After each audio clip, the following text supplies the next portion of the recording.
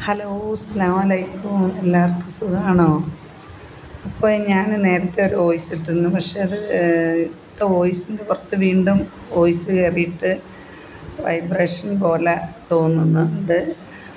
എന്താണെന്ന് വെച്ചാൽ ഞാൻ അതിൽ പറഞ്ഞൊരു കാര്യം, കുട്ടികളെ സ്കൂളിൽ വിടുമ്പോൾ നമ്മൾ സ്കൂളിലെ ടീച്ചറിനോട്, അതായത് ക്ലാസ്സിലെ ടീച്ചറിനോട് പറയണം, പേരൻസിൻ്റെ നമ്പർ ഒരു ഗ്രൂപ്പായിട്ട് ആഡ് ചെയ്ത് ആ ഗ്രൂപ്പിൽ കുട്ടികൾ സ്കൂളിൽ ഹാജരില്ലാത്ത ദിവസം കുട്ടി വന്നിട്ടില്ല എന്നുള്ളത്, ഏത് കുട്ടിയാണോ അവിടെ ഹാജരില്ലാത്ത ആ കുട്ടിയുടെ പേര് ആ ഗ്രൂപ്പിലിടണം, വന്നിട്ടില്ല എന്നുള്ളത്.